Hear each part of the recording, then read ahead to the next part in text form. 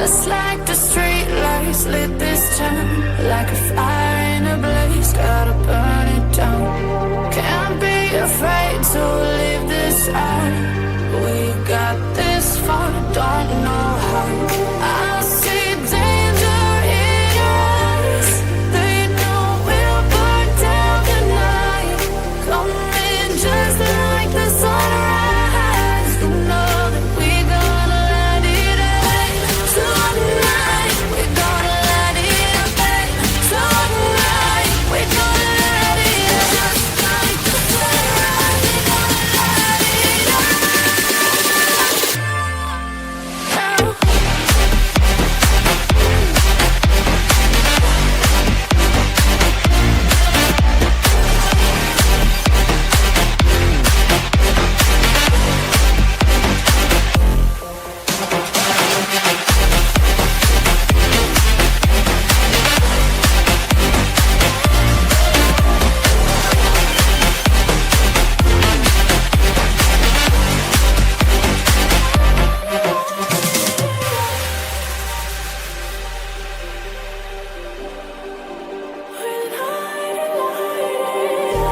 Just like a spark that's breaking out. Can't make a stop, can't turn back now. We know that there's no room for doubt. No, we can't turn back now. I see danger in your eyes. They know we'll burn down the night. Coming just like the sunrise. You know that we gonna let it rain. Tonight, we gonna let it rain. Tonight, we gonna let it rain. Just like the sunrise, we gonna let it rain.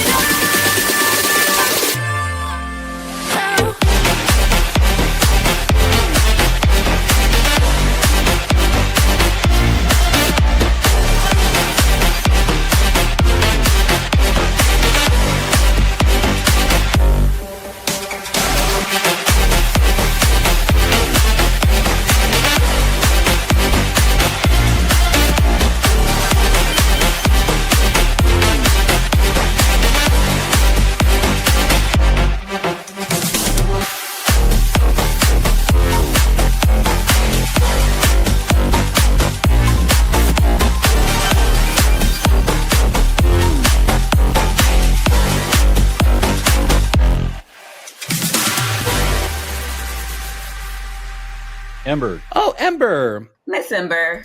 Oh, great, Ember. Tell me what I'm doing. Appreciate you, Ember. Love Ember. She's great. Bottom of the barrel Ember bullshit. Oh my God, Ember. Ember. We love you, Ember. You rock at that, Ember. Ember is the queen. We're neighbors, Ember. I see you, Ember. Hey, Ember is hot.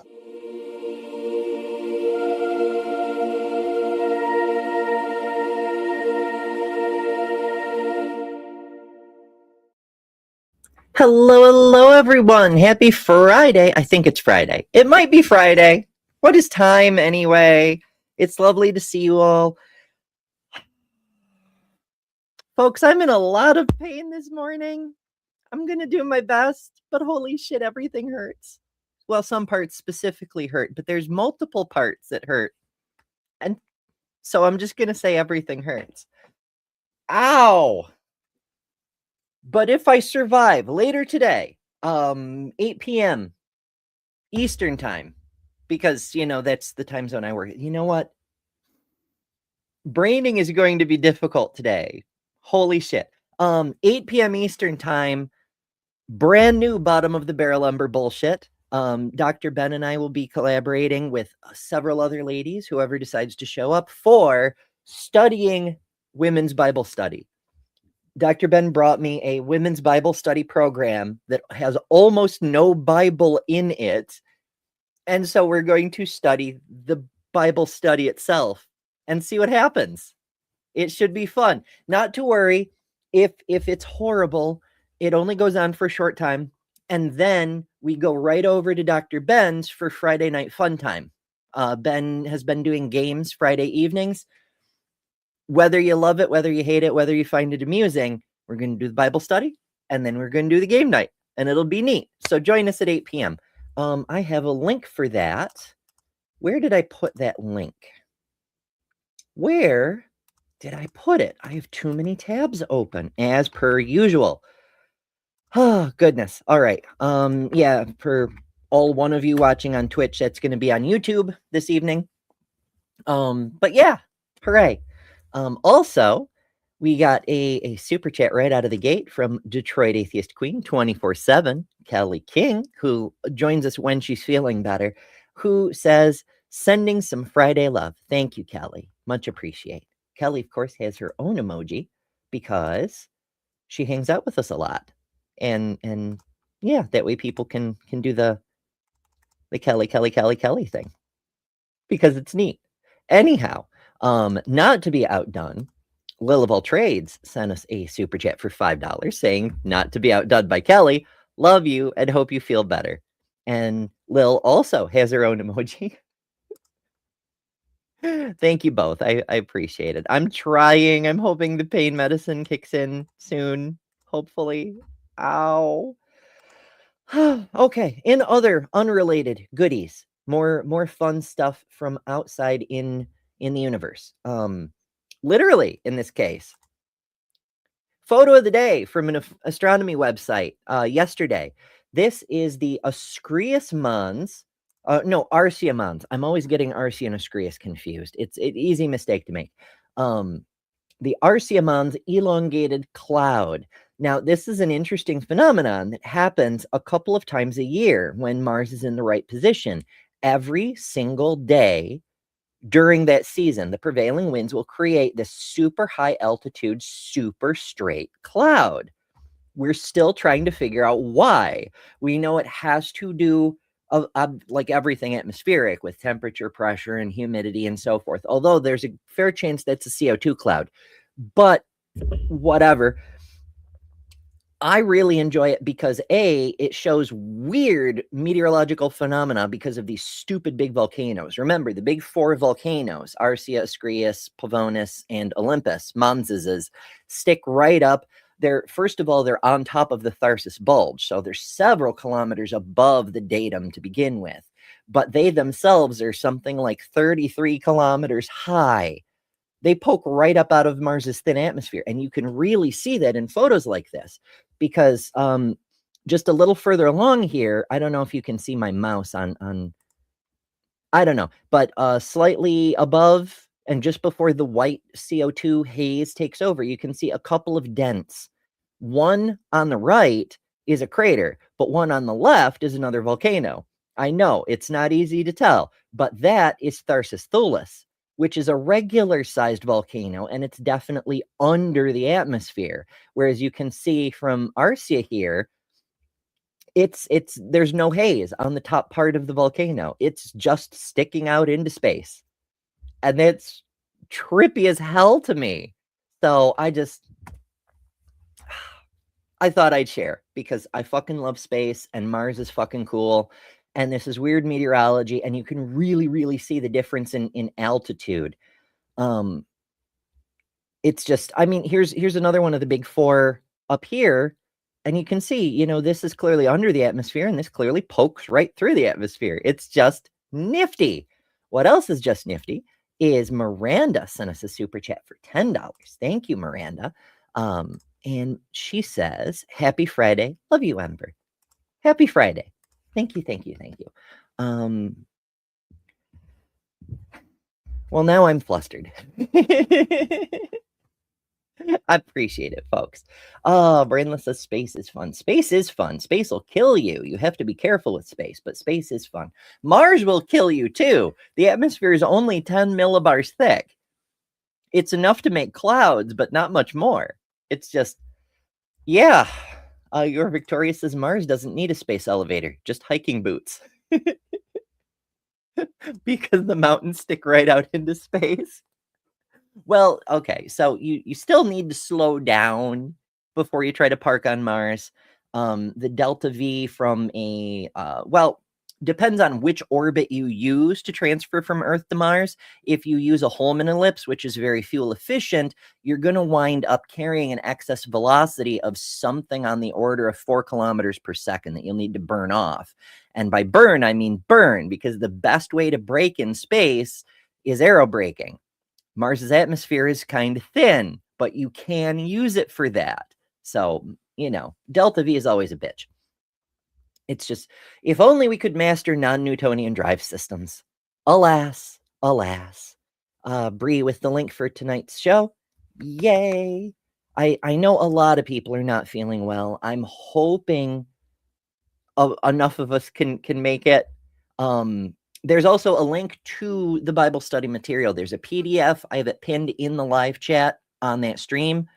And hopefully people who want to can follow along. It should be a fun time. Hopefully, we'll see.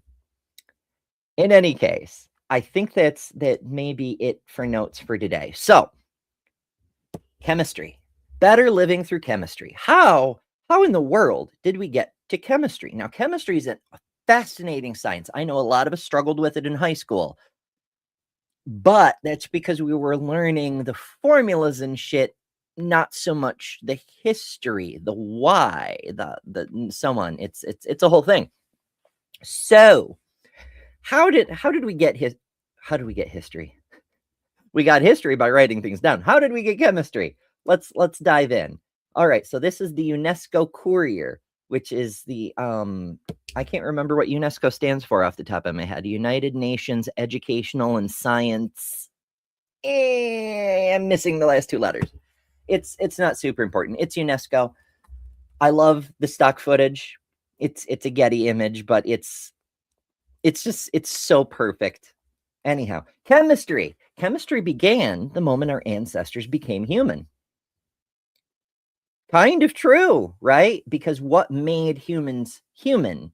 In the biological sense, you could say a certain deviation of genotype from the preceding population. You could say a bunch of things, but one of the most popular answers might be control of fire. Humans differentiated from the other primates who do use pointy sticks, who do use sharpened rocks, when we gained control of fire.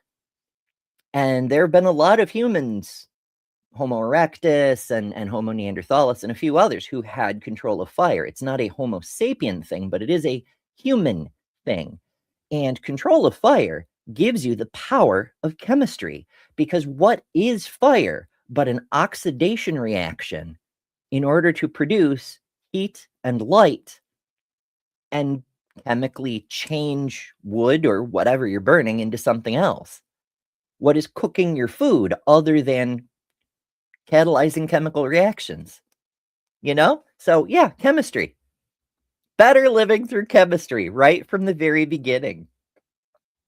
So the article begins in the very early 1700s. The Elector of Saxony and King of Poland, August the Strong, locked an alchemist in his laboratory and told him to make gold. The young alchemist, Johann Friedrich Bottger, failed in his royally appointed task. Instead, he helped create a substance far more beautiful and useful than gold: porcelain. In a happy fairy tale ending, the king was pleased, for this was no longer a feudal world, but a growing commodity-driven society, and until that time, porcelain had to be imported at great expense from a technologically more advanced China to feed a growing European appetite for beauty and luxury. This is a rare note to find in something written in English, an admission that China was vastly more technologically advanced than Europe in the 1700s. But it's true. Whether the story about Johann Bottger is true is a little more questionable, but we do know a European eventually discovered the secret of porcelain, although people continued to call it China for a very long time, including my grandma. Wealth flowed to the king, so in a way he did make gold, for the new Meissen porcelain soon proved popular, and a grateful king made Botger, originally a pharmacist's apprentice, a baron. One more story, this one beginning in the gutter. Around 1669, Hamburg resident Hennig Brandt believed he might have discovered the fabled Philosopher's Stone, which could turn lead into gold and open up the secrets of the cosmos. Many aficionados of alchemy may know the name Nicholas Flamel, who apparently was the first person on this side of the Dark Age to do a Philosopher's Stone. The original, of course, coming from the classical philosophers, but Flamel is the first one in documented modern history, whatever that means, to concoct one that theoretically gave him the ability to turn lead into gold and live forever and do a bunch of other things. Benjamin Franklin was a big fan of his. In theory, the Count Saint Germain either inherited or found Flamel's notes and gained access to the Philosopher's Stone, which he shared with Benjamin Franklin, but Franklin, for some reason, had a falling out with Saint Germain and could no longer gain access to the potion of youth or whatever the fuck the stone made. Accounts aren't clear, and Franklin eventually died. Saint Germain vanished into another identity, as he had been doing since the 1100s, apparently. Or he died, one of those. The stories are fun. Mostly bullshit, but they're fun. In any case, this fellow thought he could uncover the Philosopher's Stone, rumored to exist for hundreds of years. An ex-soldier with experience in making glass, Brandt began with old urine. For some reason. How very curious to begin with here. Well, there's a reason they mention experience in making glass, because there's a few different ways to make glass. You don't just melt sand down. You can, but you're going to get crappy glass. But if you perform certain chemistry on the molten silica, you get better glass, and urine can be one of the good components. I don't know the exact formula for making the best glass, so I'm not going to delve into that. But phosphorus can be useful, like many other trace elements. So he began with old urine, boiled it up, and heated the residue until glowing vapors, white phosphorus reacting with oxygen, filled his glassware. Within a few years, Brandt had sold his secret, and soon phosphorus was well enough known that the secretive alchemist Isaac Newton could begin a recipe for it with the instructions: take of urine 1 barrel. People knew how to make phosphorus so well that you could just write a barrel of urine in your recipe. And it was a reasonable thing to expect you could get that at a market. What a time to be alive when you could just sell a barrel of urine in a market. Now, it doesn't specify it has to be human urine, so there's that. Farmers could make a few extra bucks bottling livestock excretions, shall we say? Oh my. One does wonder where one could easily procure a barrel of urine. From urine to art, another transformation. The moment of discovery was immortalized in the 18th century in a painting by Joseph Wright of Derby and recorded again as a mezzotint by William Pether in 1775 as the discovery of phosphorus, which seems fun. So let's see if we can find oh my, okay. Let's see here. Let me make this big. Apparently, this is the artwork in the background of the screen, and I don't get it. Like, maybe this is where the person is like collecting the urine or something, but here's the dude like doing the distillation thing. I don't understand. Like, there's no heat visible to do the, you know what? It's not that important. It's just not that important. In this work, the alchemist kneels in awe before the glowing wonder in his alchemical laboratory. Many years later, in 1943, in another transformation, Brand City was burned when thousands of pounds of phosphorus fell in the form of bombs. Well, shit. Less than, 200 years? When was Brand? 1669. Okay. Not quite 300 years. That's a few lifetimes, but still, to have phosphorus, a thing invented in your city, come back that way. Wild. Miranda says urine was also used in dyeing cloth with woad or indigo. The ammonia was needed to get the blue color. People just stored urine for its chemical usefulness back then. I've learned a little bit about that myself. There's so many of you know one of the greatest stories ever told is The Giver by Lewis Lowry. It's a story of a dystopian society where you're instructed what to believe and who to be and various things like we're dealing with today. And in it, there's one person who's supposed to keep the memories of all society in case they're necessary for some reason, the receiver of memory. When they train a new receiver of memory, the apprentice becomes the receiver and the former receptacle becomes the giver. So the story's called The Giver. There's a lot of detail to it, but suffice it to say, the receiver of memory escapes the dystopia and begins destabilizing the society using the knowledge so that people can be free once more, because they do horrible things like murder babies for the good of society. Joyful is he who crashes the brains of babies against the rocks, or however that verse goes. Whatever. There's a second book. In fact, there's 4 books.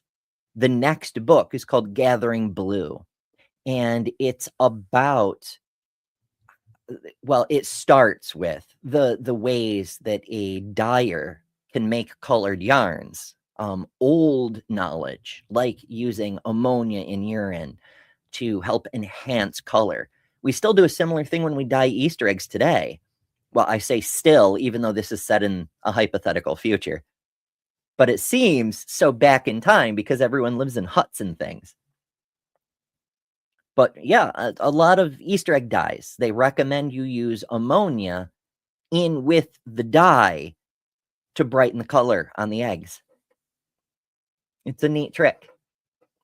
In any case, I digress. I'm prone to tangents. As you know, as all the world knows, people come here for the tangents. It's literally the first piece of merch we ever had. Oh, I'm amused. I don't actually make anything off of that shirt. I set the price as low as possible because I am very poor, and I know a lot of other people are very poor. So if people just wanted a thing that's as cheap as I can make it, it's as low as they would let me set the price. I get like 10 cents off of each shirt, but it's there if people want it. Now, if you want something that does a little bit more good, I have something. In theory, I have something. I can't find the damn. There it is. Okay. If you want to do something that does good for society, there's this. Hey, want to do something good? Recently, a person who had sent me this version of my logo, unsolicited, made public statements promoting violence against minority women and survivors of abuse. Now that person's gift will do some good instead. 100% of the proceeds from sales of this survivor's mug will go to fund the nonprofit organization RAIN in their efforts to provide vital resources to survivors and to build a future where fewer of us need this kind of help. Find this item at my store at betterthanember.com.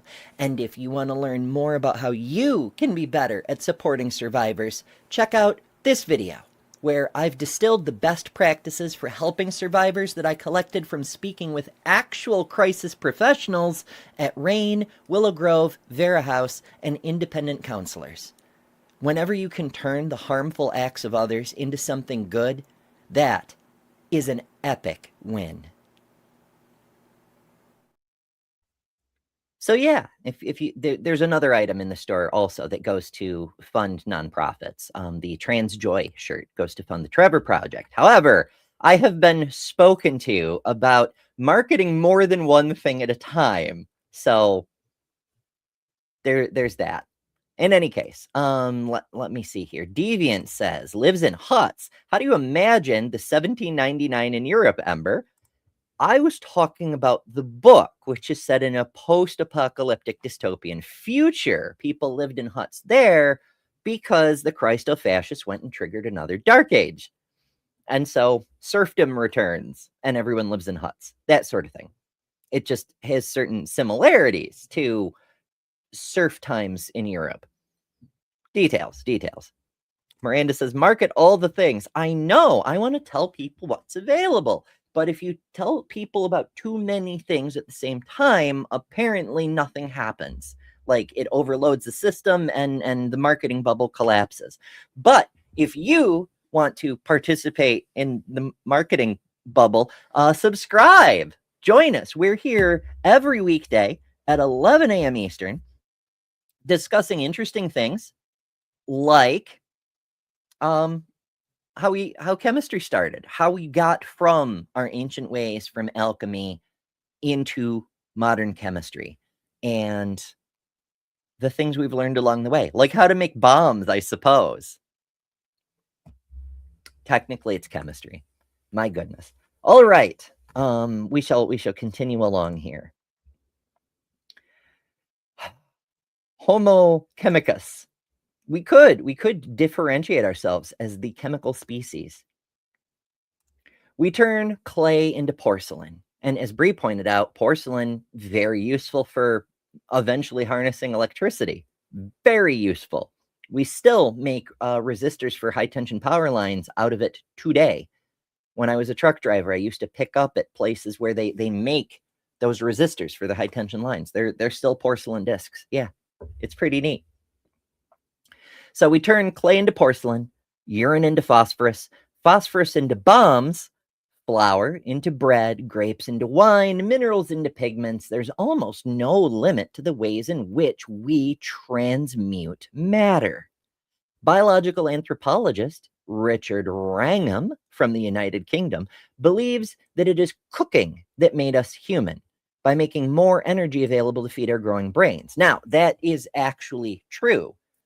Cooked food has about 30% more accessible calories than uncooked food because the proteins are already denatured and partially broken down, and so require less energy to digest, meaning your net gain of calories is much higher. That's why we can get away with eating so much less than other animals our general size, and how we have enough energy to make it up that gradient to build a big, power-hungry brain like ours. You've probably heard that about 25% of our daily caloric use goes to our brains. That's to a greater or lesser extent roughly true. How much you do with your brain matters. And I don't just mean thinking, because what you consider cognitive thought is only a fraction of what your brain does on the day-to-day. Most of what you're doing is processing sense data and controlling movements without being consciously aware. You've got your motor cortexes and things doing the calculations for how to move things. And that requires a lot of brain power. So the more you move, the more sense data you process, the more calculations you process, the more brain energy you burn. And so the higher the percentage of your daily caloric expenditure goes to your brain. It's pretty neat that way. But I digress. The point is, cooked food not only made us safer by killing pathogens of various kinds, infective agents, parasites, and so forth, but it also let us get up that energy gradient to evolve the big brains that made us the humans we are today and continue to become, because we're still freaking evolving. So, if that is so, chemistry began the moment our ancestors became human. That's a phrase that keeps coming up, isn't it? I saw Miranda say it before I even started reading. Homo chemicus. To be human is to transform matter. Now, if we'd had an article like this in high school to get us excited for the power of chemistry before we began to learn the formulas and atomic weights and things, we might have picked up a little bit more, which kind of goes to what I've always been saying about how interest is key to learning, but I digress. Now, there are other things we can do with chemistry. For example, get oxygen out of water or do other things with oxygen. We could do all kinds of neat tricks with electrolysis. But what I'm getting at, because I have to go turn my heater down again, is water is good for you. Hey folks, I've been working hard on my health, and so far I've lost over 140 pounds. A huge part of good health is hydration. That's why I'm thrilled to partner with Epic Water Filters. Check this out. Not only can you say goodbye to expensive bottled water, but these filters are made in the US, so no tariffs, and they're made to fit your life. From these lovely pitchers I can fill from, to sink units, to portable filters that fit in your reusable bottle. With Epic, I can refill from nature's water sources and not have to worry about bacteria and whatnot. But also, send back a used filter to be responsibly recycled, and they'll send you a free replacement, saving you and the earth even more. Want to save a ton of money, be healthier, and build a better world? Head to epicwaterfilters.com and enter code EMBER15 at checkout for 15% off. Don't settle for random water. Upgrade to Epic. All right. I think the pain medicine is starting to work. I'm hurting less, noticeably less, and that's a big plus. All right, continuing on. Right. Food is good for your brain. If so, chemistry began the moment our ancestors became human. Homo chemicus. To be human is to transform matter, and the material transformations we, being human, make will reflect the best and the worst of us. Well, I don't know so much about that. Like, as a species, sure, but what we discover is as much our determination in our inquiries as it is accident. Like the person who discovered how to make porcelain. His job was to turn lead into gold. So he set out to do one thing and did something else, apparently by accident. And that's true for a lot of chemistry. In fact, quite a bit of physics too. We figured certain things out by accident. We cannot go back to that first chemical moment when raw food turned into cooked food. But we can go back to prehistoric humans and their desire for beauty. Philippe Waiter of the Centre de Recherche et de Restauration des Messieurs de France, that's a lot of days, holy crap, studies chemical processes and substances in the ancient and prehistoric world. While he says these prehistoric people did not have an understanding of how or why processes worked, they still produced practical chemists who could mix natural ingredients to produce pigments, whether to adorn themselves or the walls of caves. And that is another important note. The pigments used in cave paintings 30,000 years ago and more. Chemistry. It's basic chemistry, but it's chemistry. When you think about it, that's crazy. We've been doing chemistry 10 times longer than we've had language, or at least written language.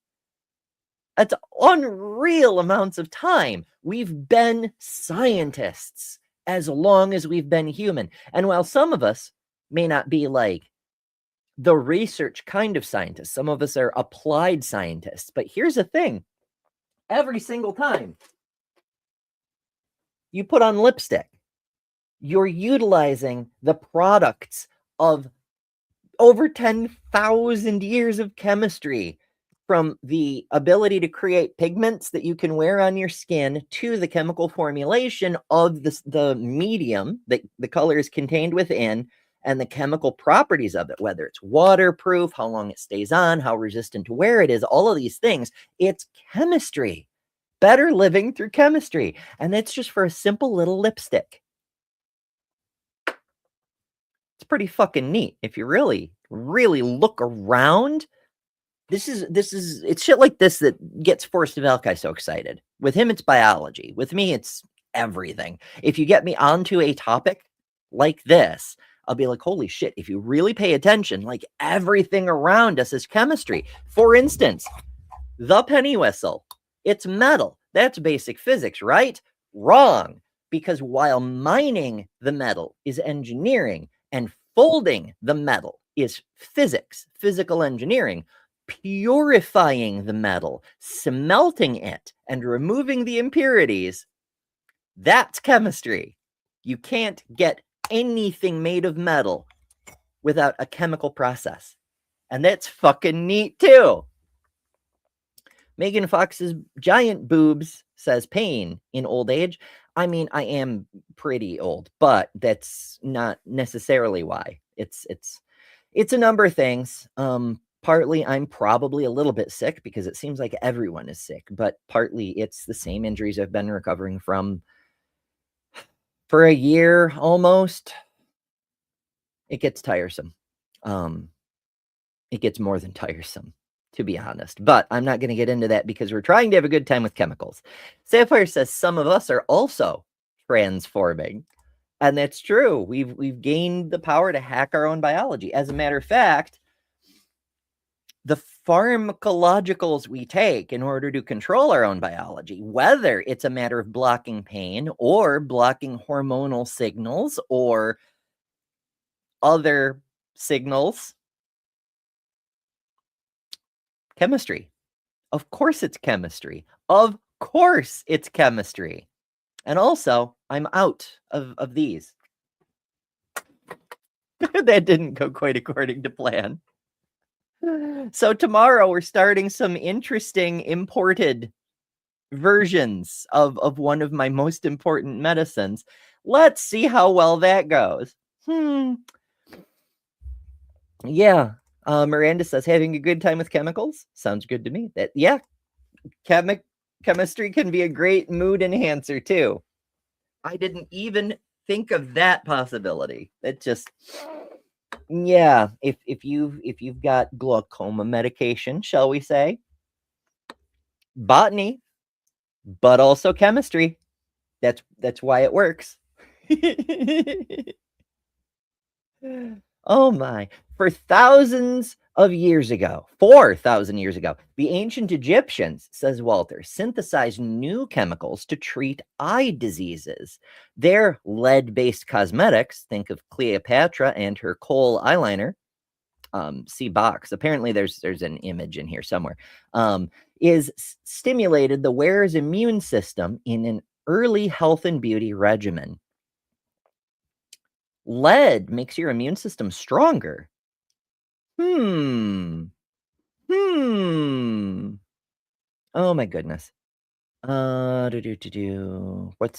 What's this symbol? My monitor is awful. I can't tell if it's across fingers or if it's two like or if it's like that. I can't, because my fucking monitor sucks. We're doing our best here, folks. I don't know what it was supposed to be, but I see it. So whatever that works.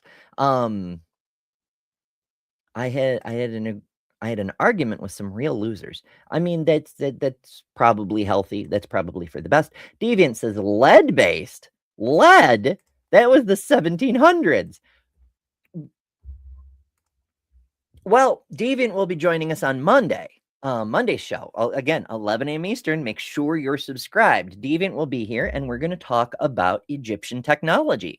And maybe we can get into Egyptian cosmetics while we're there, just for fun and profit, because I don't know about Cleopatra's eyeliner, but the eyeliner that we see in the pictograms, in the hieroglyphs, pretty fucking epic. I don't know. We'll see. We will see. We will talk about it. But whatever the hell it is, it's chemistry. All right, where the hell was I? Yeah. Alchemia. Alchemia. Yes. Notice that so many sciences have Arabic sounding names like alchemy, the chemicals. There's a reason for that. In Hellenistic Egypt, the refining of metals was known as chemia. With the rise of early Islamic civilization, Muslim scholars translated many Greek texts, including ones on chemia, which they called alchemia. How matter changed, how to purify substances, how to color metals, all of it came under alchemia. A side benefit of this new fascination was the refinement in practical knowledge such as distillation and crystallization, still important in 21st century labs. And it really, really is. So much of our science deals with matter. It's material science. Purifying substances, we use it in pharmacology as well. It just, oh my goodness, there's so much that depends on this science that everyone ignores for the shiny new things like physics and what. Now, yes, I know physics has been around since the days of the ancient Greeks, but when we think of physics, we think of things like lasers pointed at atomic nucleuses or black holes and the universe expanding, you know? Yes, physics technically is everything simple like basic gravity. How things move, how things work, how things interact. Yes, it's true. And from a certain point of view, you could posit that chemistry is just a specialized branch of physics. It's how atoms specifically interact. But it did develop separately. And it's part of the human story. It's not just a science for its own sake. The chain of discovery, the chain of events that gave us the modern version of the science, which is finally starting to grow again after 100 years of being shoved to the edge of the workbench. Well, not entirely 100 years. We did come up with plastic in the middle of the century, but never mind. We've realized that we've left a lot of potential in material science just on the workbench table while we all got distracted by lasers and atom bombs and things. There's still a lot more there, and we're getting back to it, or at least in the countries where we aren't doing our best to starve and or arrest everyone, we're getting back to it. Science is still advancing in most of the world, if not here in the United States. Are we great yet? C'est la vie. On a more theoretical level, Muslim scholars built on earlier Greek understandings of matter, the four elements of air, earth, fire, and water. I understand why people have the Greek conception, because the Greek philosophers wrote a bunch, and it was their writings that were preserved by the Islamic scholars, and then later handed it off to the European scholars once the church started to lose its death grip on the continent. So that's what got preserved. But like, it drives me crazy because in the rest of Europe, like all of it, it's three elements: air, water, earth, and fire, because it's not a solid thing. It's clearly an energy thing. It's clearly a thing of light, was considered to be a bridge between the matter of the universe and the energy state of the divine. So it wasn't an element per se, but the Greeks were weird. The Greeks had other ideas, and that's what got preserved. I digress. As we often say, people come here for the tangents. So its behavior, including the transmutation of one metal into another. And we don't exactly do that, but steel is semi-transmuted iron, so there's that. Yeah. Miranda says we need deviant on every show. Somehow there always seems to be an Egyptian reference. It's true, because Egypt, not only is it really cool, not only does it capture the imagination, thousands of years of history in a single culture, a continuously changing political entity, different kingdoms, different arrangements, but one people across a vast span of time. one of the only unbroken cultures that go back as far as history does, and to before history even. It's literally the Nile River culture, the Indus Valley culture, and the Yellow River culture. Everything else has been broken and shattered over the long histories. Mesopotamia wiped out multiple times by various empires that came through. Now, Egypt has been conquered, yes, but what makes Egypt Egypt has always endured. And that's pretty fucking cool. Because it's not the political system, it's the people. I wish people in the United States understood that. Like, armies, for example. Armies don't exist to go invade your neighbors and take their shit. They get used for that, but that's not what they're actually for. Armies exist so that when somebody invades you and tries to take your shit, the army can get between you and them and give the citizens a chance to get the hell out of the way.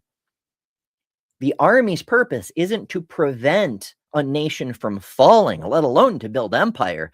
It's to provide a chance that when the nation inevitably does fall, because every nation falls eventually, as many of the people as possible can get out alive. Everything else is just busy work, you might say. Deviant says, I was so excited to hear Ember gushing over how cool Egypt is. I accidentally wrote Egypt when I was going to write Ember. I mean, honestly, Ember's pretty cool too. Maybe not as cool as Egypt, but pretty cool. In any case, yes, Egypt comes up a lot, not just because of the history. I know I'm having ADHD brain today. It's fine though. People come here for the tangents. Egypt isn't just cool because it's old and it has so much history and it has so much to teach us and it has so much, like, of the entirety of the human story takes place in the Nile River Valley, but because so much of what we've built since keeps referring back to it, because our conception of the world is so Eurocentric, so Mediterranean centric, the Indus River and the Yellow River cultures get left out a lot. That's why I was excited that they mentioned China being more technologically advanced than Europe earlier on in the article. But it often gets overlooked that the basis for everything that makes the Mediterranean region great goes back to Egypt. Even the Holy Roman Empire was obsessed with obelisks. Like, the culture didn't ever go away. It's mutated, it's shifted, it's been reinterpreted, but it's ultimately still there. And that's pretty cool too. Deviant says Ember is pretty fucking cool. This is objectively true. Oh my goodness. Oh, yes. Okay, continuing on. Alchemia arrived in Europe in the 12th century, along with some knowledge of elixir, or an elixir as it became known, or the Philosopher's Stone. Unsurprisingly, alchemy ran into some kinds of problems that still occasionally plague medicine.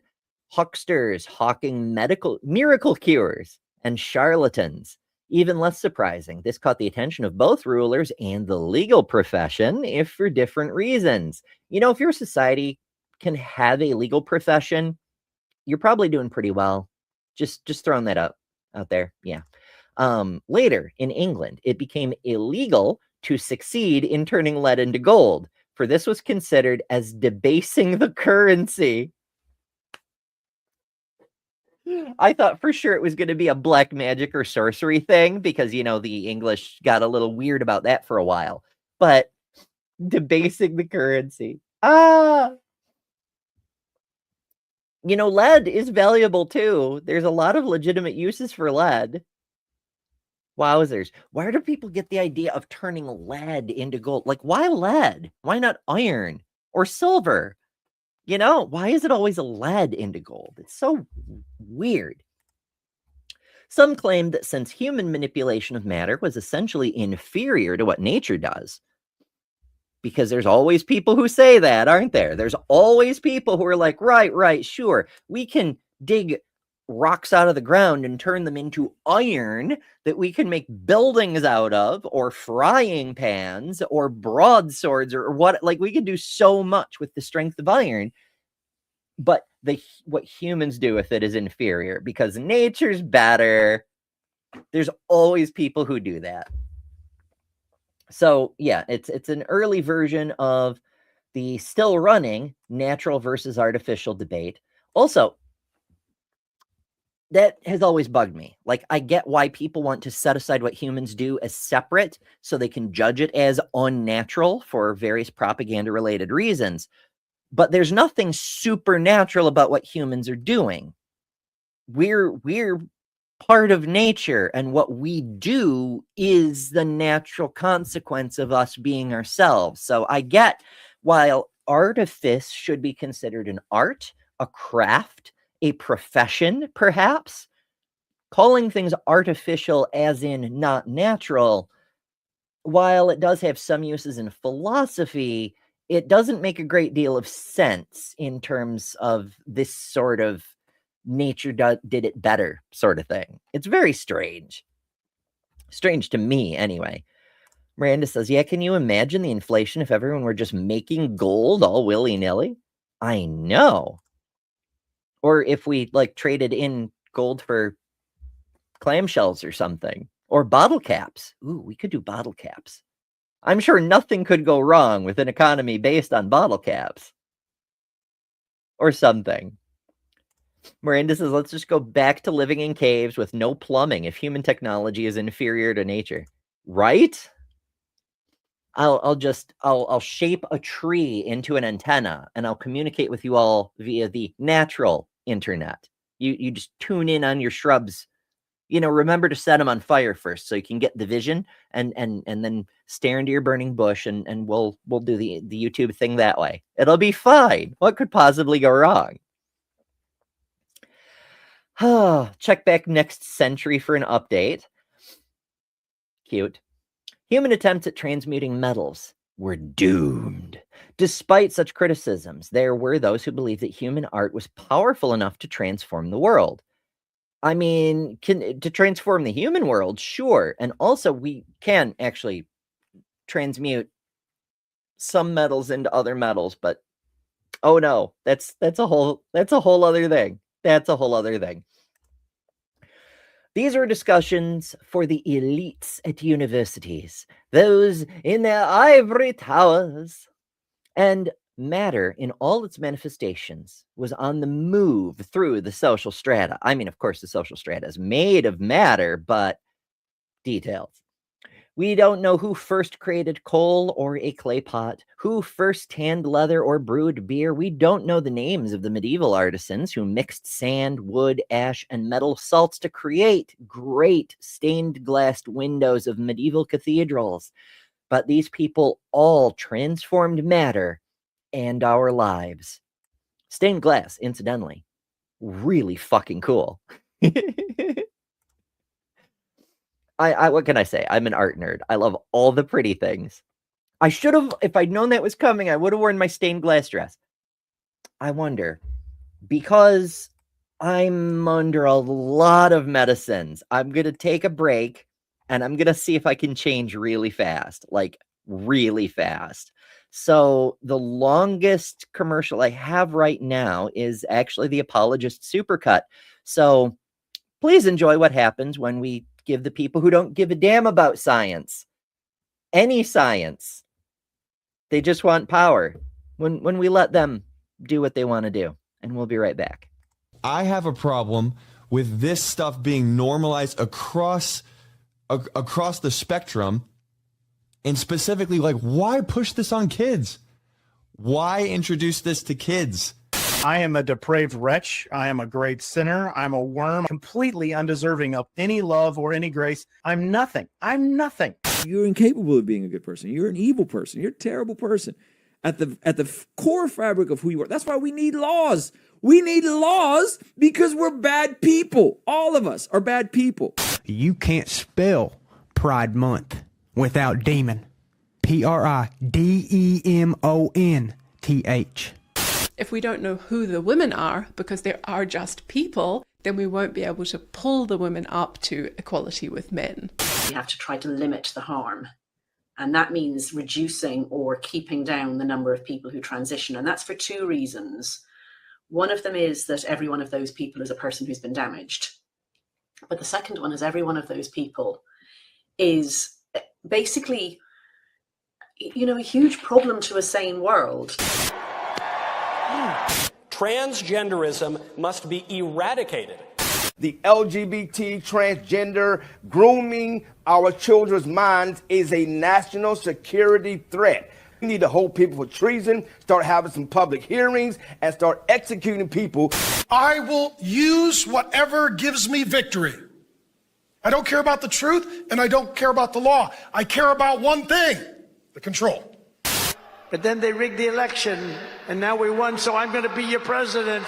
Then what happened is they rigged the election, and I became president, so that was a good thing. I agreed with many, many things you said during, in fact, probably more than most other candidates when you were running for president, but I still would not have voted for you because you're an Indian. I just want to say I feel good about the Republican Party. I feel good about where we're going as a nation. We're killing all the right people and we're cutting your taxes. It was actually a tremendous blessing to these children for them to be killed and go to heaven and be with God. We've been hoodwinked. We've been taken in by an ideology crafted by creeps and then pushed on children. Stop letting people pressure you into thinking. If they die, they die. I want to be ignorant, honestly. Being a Christian doesn't exclude us from experiencing spiritual dryness. We're bad people. All of us are bad people. Oh, I turned my camera off in case I didn't make it back in time. I made it back in time. I fucking okay. I love this dress. That's why it's in some of the intro trailers for some of the video. I think two of them. There's the one that precedes most of these Learn Together lives and the Hot Topic shows before it. There's another one that was actually the trailer for my birthday stream this year that includes a couple photos at another point in my life where I was wearing this dress. Weirdly enough, the dress fits a lot better down here. It's actually kind of loose, very tight up here. I haven't put it on in a couple of months. Very tight up here. Holy crap. Now that's not necessarily a bad thing, but it means it's very hard to wear this dress now. But I do fucking okay, I fucking love it. Like, it's red on this side, but it's blue on this side because it's rainbowy. Anyway.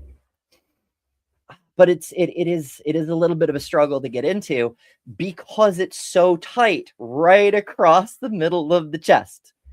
Can't imagine why that might be. Anyway. Brainless says there are too many interesting and cool things. It's true.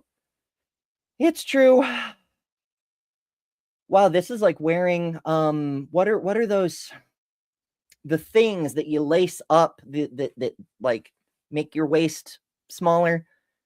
Why can't I remember the name of those things?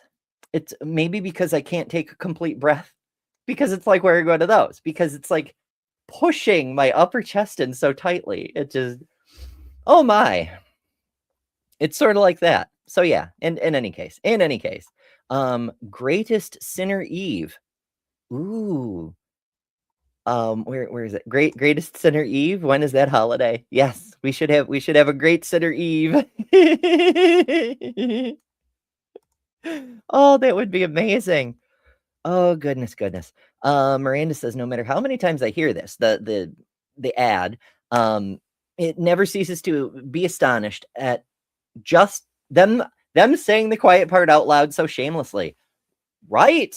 My goodness. To think some of those people after the fact were like, oh, it's just a movie quote. It's just a meme. What do you mean? Why are you mad?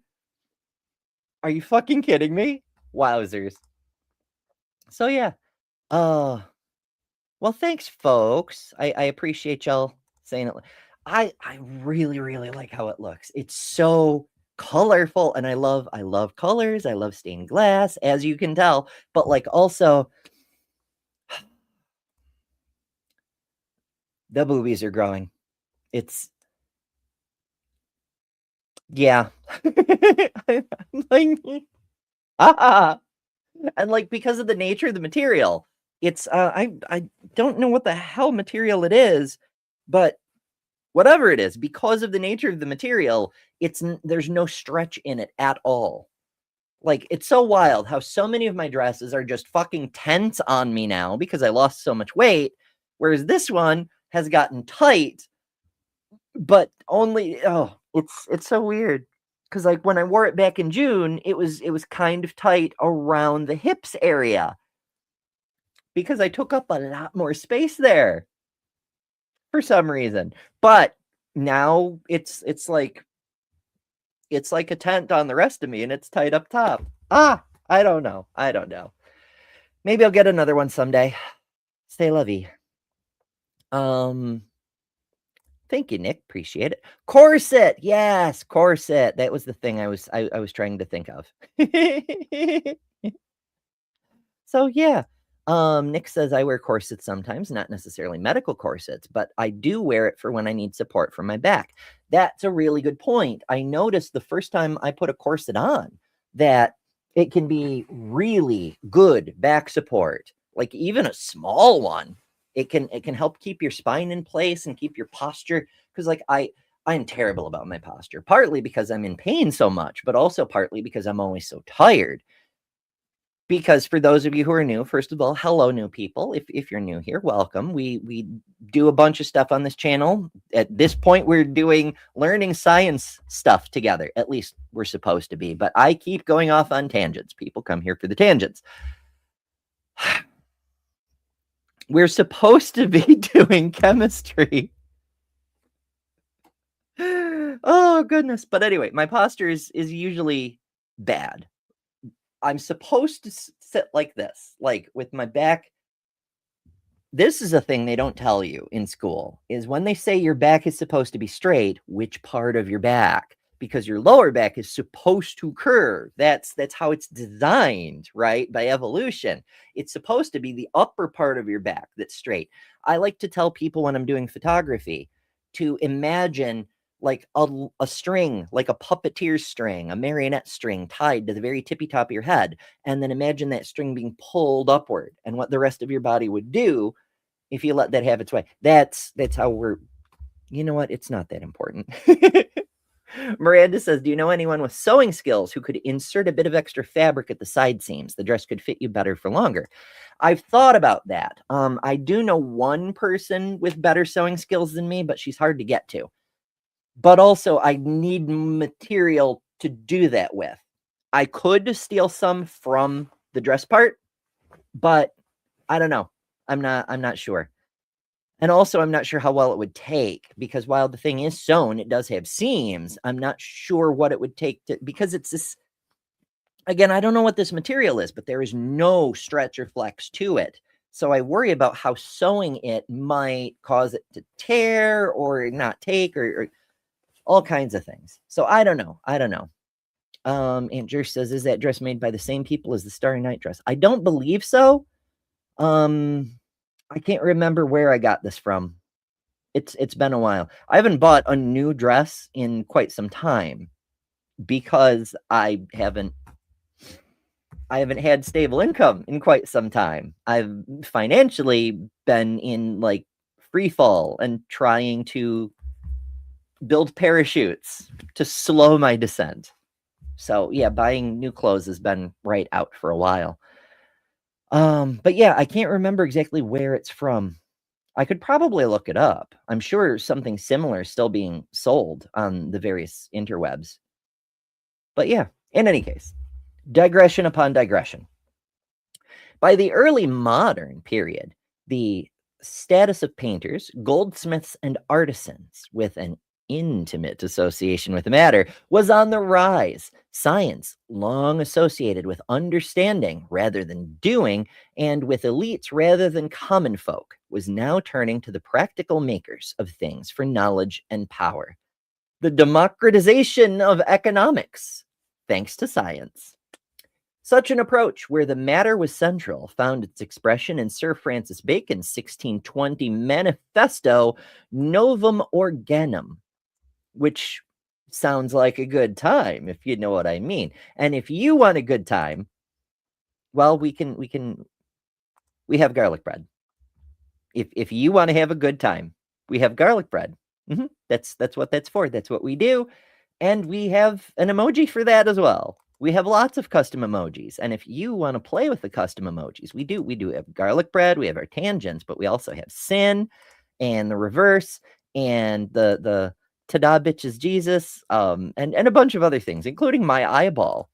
Consider becoming a member because it helps support the channel. It helps a lot. And you get access to not only the custom emojis, but you can do that. If that's all you want, you can do that for just 99 cents a month. But if you also want access to a fuck ton of member exclusive content, members only videos, members only live streams, occasional behind the scenes stuff, one level up. I believe it's match is the 99-cent one for $2.99. You get all that other stuff, and that's Spark, I want to say. And then if you really want to show off, if you really want to help out the channel, Cinder is the top level here on YouTube. Anyway, on Patreon it's the other way around for some reason. But Cinder, that gets you, I forget what else it gets you off the top of my head, but it gets you in the credits at the end of the show. Stick around for the credits at the end of the show and you'll see what I mean. So yeah, do consider supporting, helping, being part of the solution to modern problems. Much appreciate it, those of you who can. All right, continuing on. See, this is what spread the capitalism out. One call to action at a time. I think I'm getting better at this. Maya, if you watch this back later, let me know how I'm doing. Oh, Deviant says, I don't really know what the Uno card's for. Perhaps because I've not played Uno in 30 years. I mean, perhaps that is something to do with it. That's the Uno reverse card. I used it in a video where an apologist was being especially dishonest. And every time he did projection, he said something about those on dishonest atheists. It was always something he was in the middle of doing. So I just started flashing the Uno reverse card, and it just became an emoji, because the emojis mostly are voted on by the members. Whenever we unlock a new emoji slot, because we get enough members to do so, I put up some candidates and the members vote. Occasionally, I will replace one that doesn't get used because I like people to be able to use the emojis. But yeah, that's why that's there. It's a legacy from back when I made pre-recorded videos all the time. Back when people on YouTube watched pre-recorded videos. Oh, goodness. Okay, Nova Organum and the origins of modern science. Doing, poking, prodding, changing the material world would now be allied with understanding, and our world of art, science, and the everyday, which would never be the same. Robert Boyle of Ireland, of Boyle's Law fame, which connects the pressure, volume, and temperature of gas, epitomized this new experimental approach. An inheritor of the alchemical tradition, almost by definition, alchemists were experimentalists and careful measurers. And that's one of the things that helped systematize science. A lot of people don't realize alchemists had to be very careful with their measurements, because you could blow yourself up. You could poison yourself. You could do all kinds of nasty things if you weren't very careful. So the exacting measurements, the repeatable results, that wasn't a feature of the scientific method. That was a necessary survival strategy to be a functioning alchemist. And the rest of science went, that has other uses. We're going to adapt that. So, yeah. An aspiring alchemist, Boyle is considered a founding figure in modern chemistry in the 17th century. A colorful science. Now we're on to colors again. Colors! Chemistry and colors. Many chemists believe chemistry became a proper science in the 18th century. The investigation of air by Antoine Lavoisier of France, the discovery of oxygen by Joseph Priestley of England, and the new scientific language of chemistry all played a part. But chemistry, or at least its results, could not be confined to the world of scientific research. That's right, chemical reactions are sloppy. Chemistry is a sloppy bitch, and it gets its leavings everywhere. You cannot contain it. It's going to overflow. It's going to escape the lab. It's going to contaminate culture. Whatever shall we do? The craze for hot air and hydrogen ballooning in the late 18th century and the ballooning-related fashions of clothing, playing cards, and ceramics were only part of the story. Remember, playing cards became popular because of the ability to color things.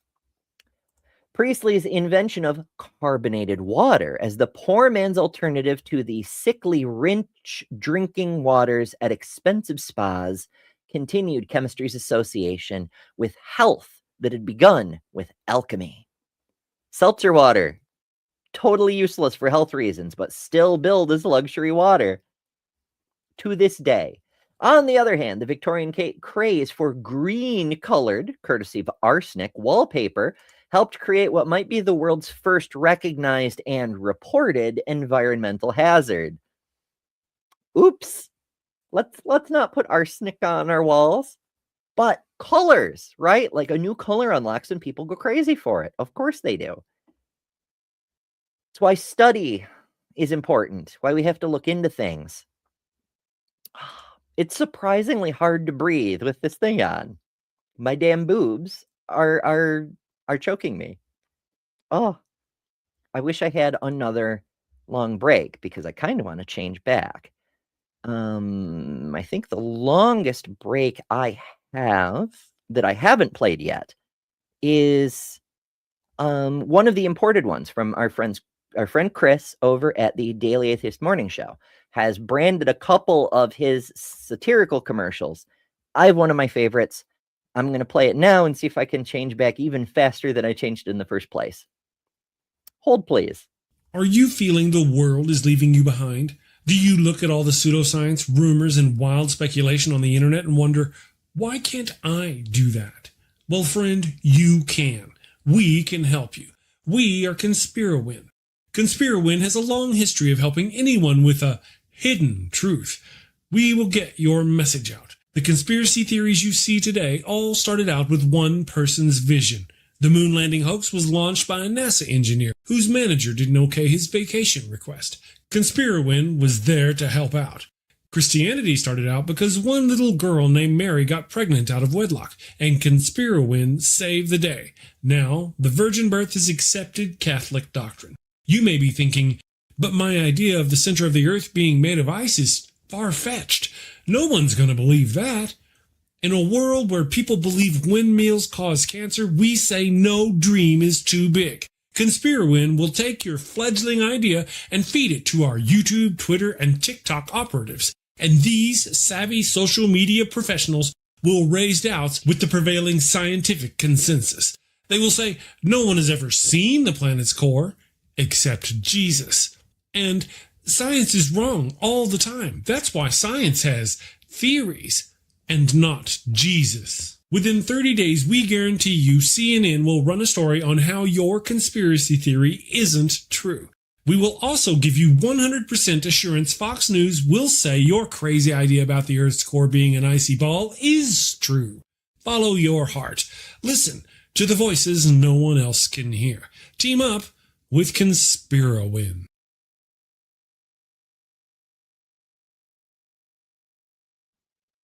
Ha!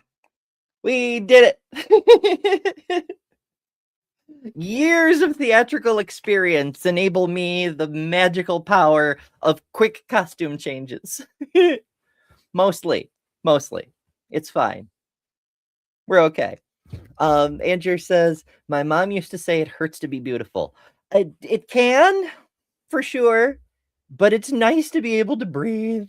Oh, goodness.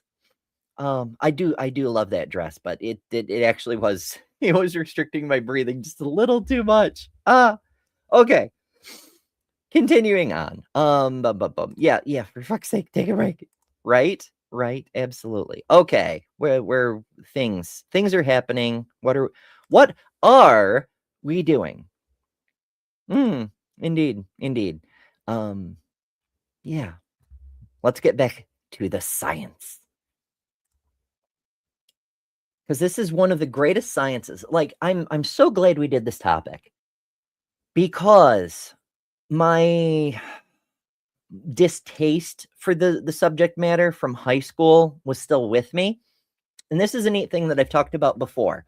When I take something that I really don't want to do because I have this idea about what it is, and then I make myself do it, I find there's a lot of cool shit that's there. There's a lot to love about things.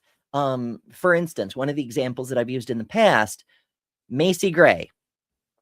Didn't like her music because just that one song got played over and over and over on the radio for years. And I didn't like her voice because it was so overplayed. It was just upsetting. So when she did a concert near me, I called in some favors and made it a point to get to be her official concert photographer at that venue.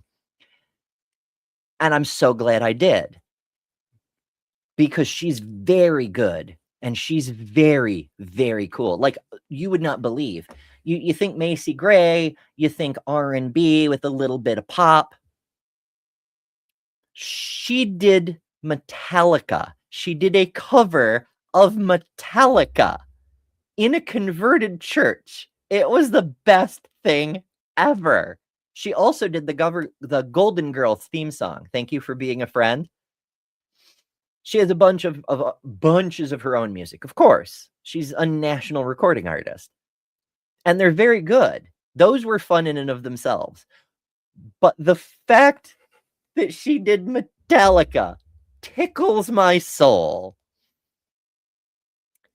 It's sort of like that here. I know there's cool shit in chemistry as a science, but I had that feeling of, I don't wanna.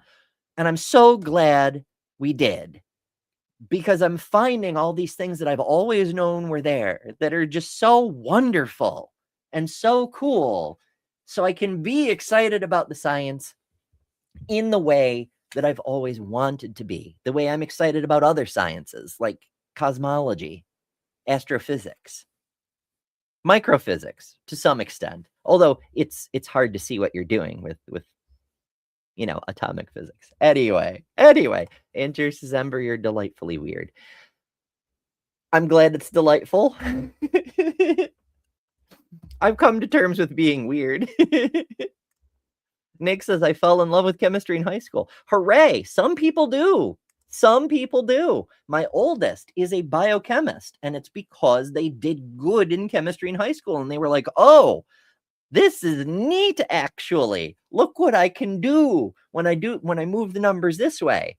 And then I do a reaction to make this happen. Then poof, I turn this thing into this thing. It's fucking amazing. And it is. It's fucking amazing.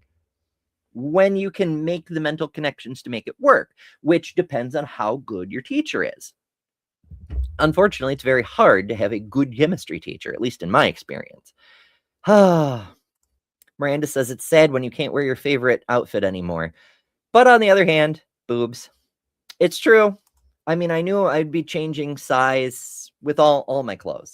Like the old stuff, because it hangs on me like a tent. I've developed some workarounds. I have a piece of black lace, not real lace, but it's like lace.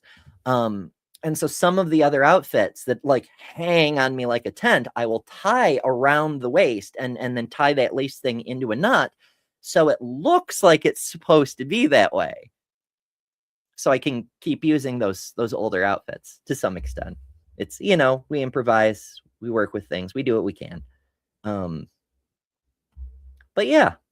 All right. I realize I am tangenting badly. I blame lack of sleep and mostly the pain meds. But the pain meds are the reason that I'm functional, so I can't blame them too hard. But still, we're still only in like the 17th century. And the heater is turned back on again. Oh my goodness. Weed Bro says, I follow Nile Red on YouTube. I've come across them before.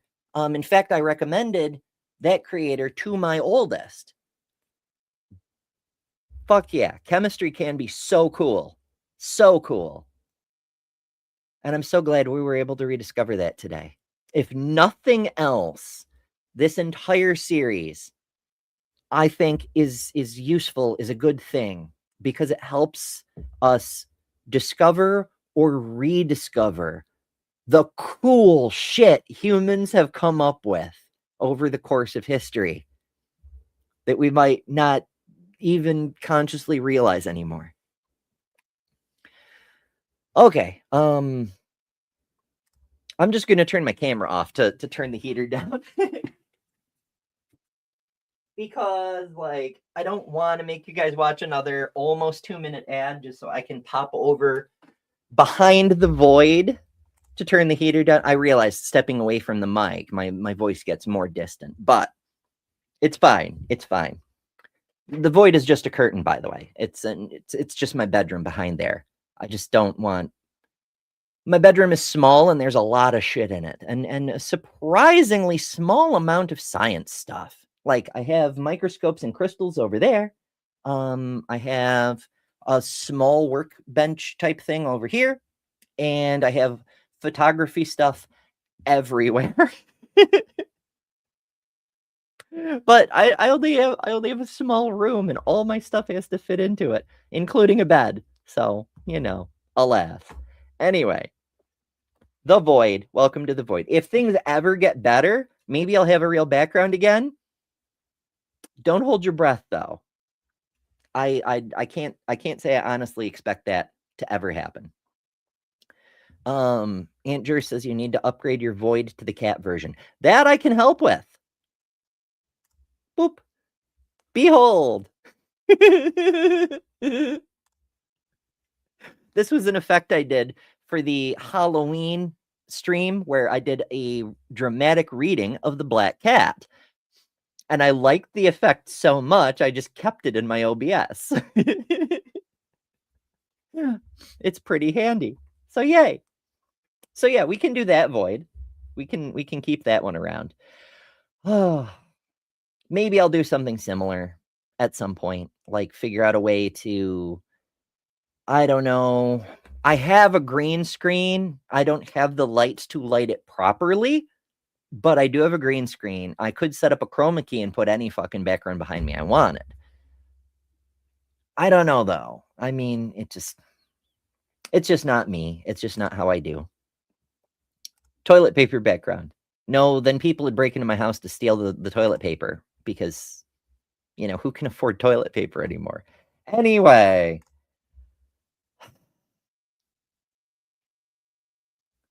Oxygen. Very helpful. Where the hell was I? Right, environmental hazard. In 1856, an 18-year-old Englishman, William Henry Perkin, tried to turn coal tar into the malaria preventative quinine, a material transformation worthy of an alchemist. Like Boehringer, he failed. But in his failure, he launched a color revolution and inadvertently helped found the German dye and pharmaceutical industry, because dyes and pharmaceuticals were the same thing for a while. It's pretty neat. Perkin, singular perk, a Perkin, has created mauve, the first synthetic aniline dyes that brightened the world from the 1860s. Queen Victoria, before her black phase, her morning era, you might say, wore the new chemistry and started a fashion for that shade of purple. Purple is, of course, a royal color. A rapidly industrializing Germany adopted the colorful anilines and made them its own, incidentally creating the first strong link between chemistry as a modern science and industry. A German physician, Gerhard Domag, working for IG Farben, found in 1932 that a modified red dye killed bacteria, and so the first true antibiotics, the sulfa drugs, came into use. Chemistry, dyes, pharmacology, actual pharmacy stuff, antibiotics, all connected, all from chemistry. So cool. The link between fashion and medicine remained, for the skin of patients sometimes turned red in an indication that the drug was working. A sulfa drug, you can dye your skin with it. It's wild. We don't use them much anymore, but it's pretty fucking cool. Part of this sentence is missing. It just starts with rely in fashion. I don't know. But the industry that began with the world's brightest colors went on to produce Zyklon B. Now, that's not entirely fair. Zyklon B was a second formulation of a chemical insecticide. Jesus Christ, I've been spending too long in the United States. We don't have an insecticide. We just have Christians. But I digress. Zyklon was an insecticide that, like natural gas, had a smell in it so that you could be aware if you were being exposed to it and could get away, because it didn't just kill insects, it killed people too. Zyklon B was a formulation made after the creator was already dead to remove that telltale odor. So you could just gas people and they wouldn't know. They'd just dead. It was a really, really, really dick move. I don't know if you've ever died by asphyxiation. Not a great time. And it happens even if you don't know that there's, like, you can breathe in and out, but you're still suffocating, you know? That's horrifying. It's a terrible way to die. They say it's painless, and in the sense that it's not a bullet in your body, it is. But it's horrifying. The poison gas of choice in the middle century Germans' extermination plans. Yes. So, yeah, like everything else, science can give us great things, and science can give us horrible things. Oof. Aunt Jer says, I've never died before. You can't be sure of that. I mean, reincarnation could be a thing. I don't know. Also, you can actually, you can die and not stay dead. You know, like you can reach the point. To me, I realize everybody has a different definition of where point of death is. Medically, it's when your heart stops beating. But there's different ways you could conceptualize it. For me, it's when you're on a decline path towards the grave and you reach the point where your consciousness shuts off, when your brain shuts down for what should be the last time. You can still be saved and resuscitated, but if not for human intervention, that's the end for you. To me, that could be considered a point of death. And so you could die and then come back. The same way your heart could stop and then be restarted with those defibrillator paddles. I can't say that word. Defibrillate. Fuck me. The paddles.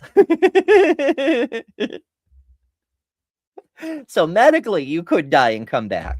There's a few other ways, depending on how you define it. Some people don't care about heartbeat and it's brain activity. You know, though brain death is really hard to come back from. We don't have paddles for that one. I digress, though. The point is, you could technically die of something and still come back without having to rely on reincarnation. Miranda says defibrillator. Thank you. I don't know why I couldn't. English is hard. My brain is not working well. Again, I blame medicine. I mean, I need the medicine, but like, there's consequences for the medicine. Anyhow, World War II is known as the physicists' war for the development of the atomic bomb, but every war has been a chemist's war from the time humans learned to smelt metal. Just before World War II, Lisa Meitner, an Austrian-born, later Swedish physicist, showed that the alchemists were right. We can transmute one metal into another, in this case via nuclear reaction. And by the end of the war, uranium-238 was transformed into plutonium. Fuck. True, though. It is a transmutation, technically speaking. The hallmarks of the old alchemists, the grandiose goals, and sometimes secrecy. That was a big problem with alchemy, is they didn't peer review, they didn't publish, they didn't share their discoveries. You had to apprentice. You had to study under a master to learn their tricks. And to be a competent alchemist, you would sometimes have to apprentice to multiple different masters because they didn't talk to each other. They were very secretive. Holy shit. And some of those continue today in our chemical quests. The creation of synthetic life, a cure for aging. We're not going to get a cure for aging from chem. Okay, now hold on. Aging is a complex, multifaceted issue. You aren't going to get a single cure for aging from anything. I was about to say you won't get a cure for aging through chemistry because it's biological. We need to tinker with the biology. However, there are chemical ways to tinker with our biology. Hormones, for instance.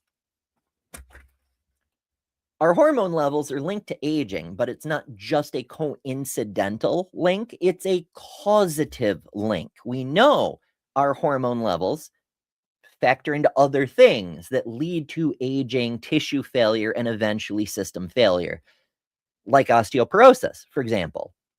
We've heard a lot of stuff about hormone levels and bone density in talks about pubertal suppressants in younger teens. It's not so much that pubertal suppressants cause bone density loss, it's that it prevents the spike in sex hormone production that causes bone density increases in the teenage years. You maintain the bone density you had as a young child, which is not the same as the bone density you get later in your teen years. Once you stop the suppression, you get the sex hormones, your bone density goes upward, and you get right back on track, bone density-wise. The same thing is true in reverse. When you go through your later years, whether it's menopause or whatever the fuck happens to men, and your hormone levels drop, you start losing bone density because sex hormones, one of the things they do is contribute to bone reproduction, cellular duplication, and bone cells, the osteocytes, doing what they do and secreting the intercellular material that produces the bone's fibrous structure. When the sex hormones drop, the osteocytes stop working as effectively, and eventually you develop osteoporosis and other bone decays, along with other tissue decays. That's not to say that hormones are the one cure-all, the elixir of youth, but it's certainly a contributor. Andrew says menopause. Whatever the hell it is. More and more physicians are recommending HRT of whatever flavor you prefer for people as they age to help manage the symptoms of hormonal fluctuations, such as mood destabilization, problems thinking, difficulties with memory, and osteoporosis and arthritis and other issues. And it seems to help. There's a reason older people today look younger than younger people in previous generations did. Because physiologically they are. It's a neat trick. So yeah, chemistry could play a role in extending our lives. Now, we don't know if it will actually make our lives longer. We haven't had people taking it consistently enough, living long enough to be able to tell yet. We have to go through time the long way. But whether it actually extends our lives or merely increases the quality of life in the years we have regardless, Still probably a good thing. There are drawbacks. Again, I'm not a doctor. I'm not giving out medical advice. I'm reporting on science. But there are drawbacks, such as heightened risks for certain cancers. A person on an estrogen-based endocrine system is at risk for breast cancer and greatly reduced risk for testicular cancer. A person on a testosterone-based system is at reduced risk for breast cancer and increased risk of prostate cancer. And here's a fun fact. AFAB people on testosterone therapy develop prostate tissue because the cervix and the prostate are the same damn thing. The cervical cells will begin switching to prostate tissue when you start taking testosterone. So yeah, you can get prostate cancer because you have prostatic tissue if you have a testosterone-based system. Neat trick, huh? So you do have to watch out for certain difficulties.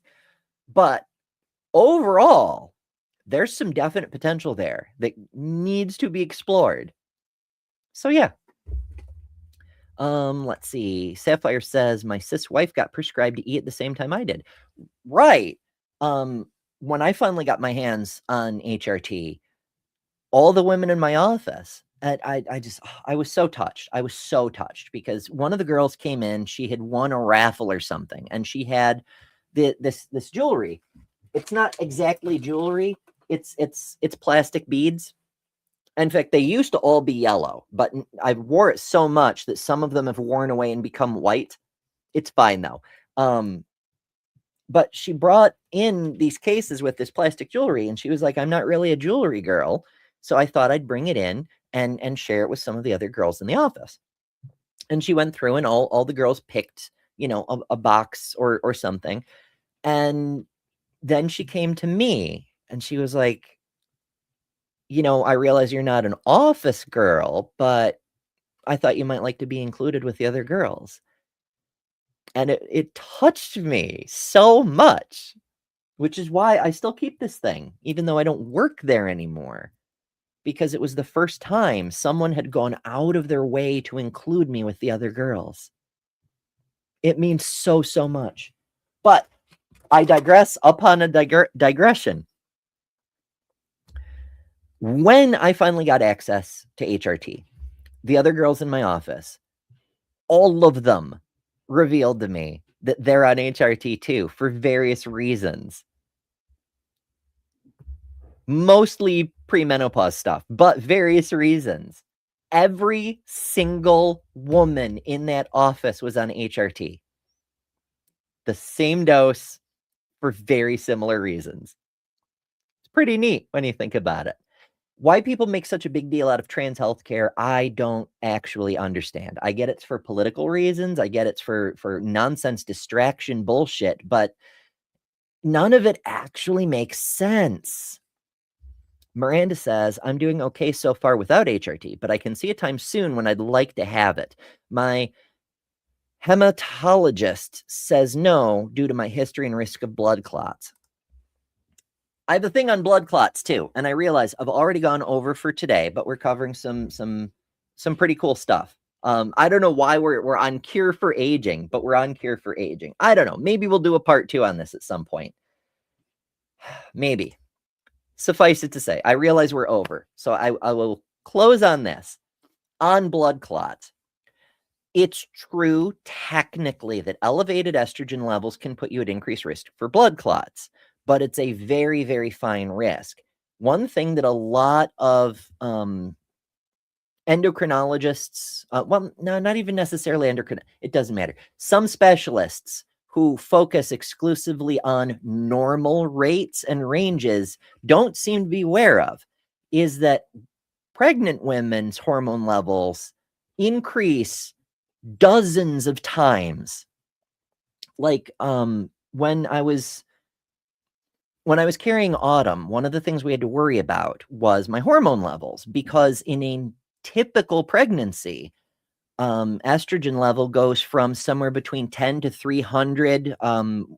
What the fuck is the unit of measurement? I want to say ppg. That's probably not right. I could look it up. but it's a typical range for a woman my age is around 10 to 300. During pregnancy, it gradually ramps up to something like 17,000. And so we were concerned, because would I be able to do that naturally? Would I need chemicals? What would be the consequences of using exogenous hormones to do that?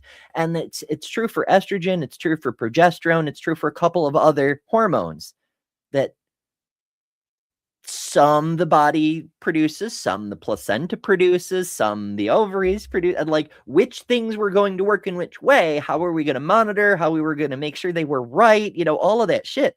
But none of that's important, because my thing is all kinds of fucked up.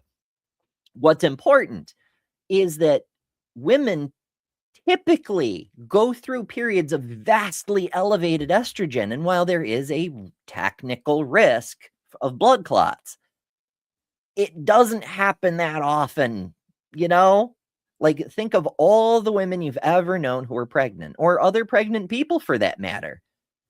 Occasionally somebody will get like a deep vein thrombosis kind of thing, but it's not that common. And that's with estrogen levels dozens of times higher than they are at your baseline level.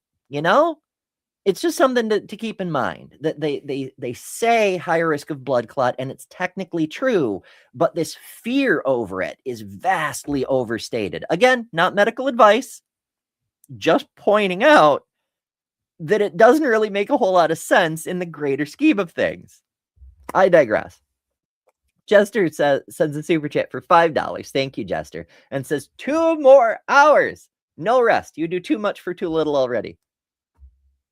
Oh, no, comma, rest, comma. You do too much for too little already. Punctuation matters, friends. Oh my goodness. Miranda says, my first blood clot, which could have killed me, was associated with estrogen-based birth control. So they are legitimately concerned about exogenous estrogen in my case. Fair enough. Absolutely fair enough. Occasionally, it is founded. Yes, which is why I feel the need to point out not giving medical advice. Yeah, in a situation like that, that I would say is definitely a legitimate concern. Absolutely. Okay. Yeah. Miranda says it's my day off. I can listen to you stream all day. I wish I could. Part of me wants to do a bonus show between this show and the show with Dr. Ben this evening. I know that's not a good idea. Just because something isn't a good idea doesn't mean I won't do it, though. I also partly want to go late and like finish the article. I don't know that you know what? We can finish the article. We can finish the article. Let's do that before we go. Okay. Where the hell were we? Cure for aging. Right. At the same time, every you boil an egg, every time you boil an egg, at the same time, every time you boil an egg, you change the very nature of matter. In this case, the shape of the proteins in the egg. You're doing chemistry. You're applying heat and creating a reaction that denatures the proteins. It's pretty neat. The rise, see, we can't finish the article. It's another long paragraph and then a sentence. It's fine. We'll do it. We will do it. It'll be okay. The rise of modern science and its growing prestige, especially the professionalization of science in the 19th century, pushed out the non-experts, those hucksters, those charlatans, those ne'er-do-wells. We've lost that sense of chemistry as the art and science of the everyday and of ordinary people. And because of that, people don't realize they're doing chemistry every time they boil an egg or color an Easter egg. Why is all our chemistry egg related? That's very strange. But we can get it back. Recently, as part of the Chemical Heritage Foundation, that's a terrible name. That is a terrible name. As you may be aware, we're struggling with an organization called the Heritage Foundation here in the United States, calling it the Chemical Heritage Foundation. No, please no. Anyway, Their museum program, I asked a glass artist to give a talk and presentation of her work. She was a little nervous at first, saying she had never studied chemistry and didn't know anything about it. But after speaking about what she did, her tools, her furnace, how she pulled molten glass about, the metals she added, what happened to the glass at different temperatures, she turned to me in surprise and said, "I'm a practical chemist." Sorcery, alchemy, we still do it, even as a glassmaker. It's like art, but it's science, and that's what makes it magic. When you confuse art and science, not confuse, but can fuse, my goodness, I'm confusing confusion. Near the beginning of this essay, the author wrote, "To be human is to transform matter." They'd like to end it with a variation. To transform matter is to be. And in a way, that's true too. Because another way one could define death is when metabolism stops. Life is the act of transforming matter. And when we stop doing it, we're no longer alive from a certain point of view. Chemistry's cool. We can do magic with it. We understand how the atoms and molecules work now better than ever before, the underpinnings of material reality. But from a real human level experience, we can take one type of matter and turn it into something. We can take fossilized dinosaur goo out of the rocks and turn it into pens with boobies on them. Sorcery. It's amazing. Thank you all so much for joining. See, I told you we could get to the end of it. We're not that late. It's fine. It'll be okay. I'm gonna have lunch right after this. It'll be all right. Thank you all so much for joining. I hope you enjoyed today's show. I hope you enjoyed learning not just this, but the random stuff we do on the side, which is one of the reasons we do these live. Because I could script these out. I could do them as pre-recorded videos. I realize no one would watch because people don't watch pre-recorded videos anymore. But also, the interactions with you folks make it wonderful for me too. It's more than just a performance. It's interaction. It's learning together live, which is what the show is for. If you enjoyed it, please, please, please use the share button. Subscribe, of course. Use the like button, of course. But please use the share. YouTube isn't going to show this video to anybody else. I need your help to get the word out that these are here. I appreciate it. As always, remember, you don't have to try to turn lead into gold and accidentally discover something that you didn't expect. I mean, you could. You probably should, because that's how science happens, and it's really cool. But you don't have to, because you live in a modern world filled with magical sciences instead of superstitions, because you are better than religion. Remember, tonight, Bible study. Mwah! Toodle. Thanks to all our patrons and top-level members for December. Miranda, Karen Butcher, Jessica the Transmetal Alchemist, Robin Webster, Maya Adkison, Jimmy Tux, Ian Chen, Lilith, Ember Lynn, The Barely Bearable Atheist, Eric Wander, Jason Jacoby, Lil of All Trades, Deviant Outcast, Kelly King, the Detroit Atheist Queen, The Mighty Filbert, Secular Feelinist, and Geo Sam. And you can add your name here next month by signing up at patreon.com/betterthanember, or by joining Emberships here on YouTube at the Cinder level, which includes all the custom emojis, tons of member-exclusive content, member-only live streams, and a bunch of other stuff. I deeply appreciate all the supporters who keep this channel going. Thank you so much.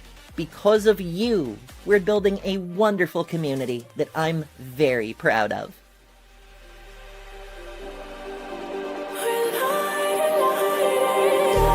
Just like a spark that's breaking out, can't make a stop.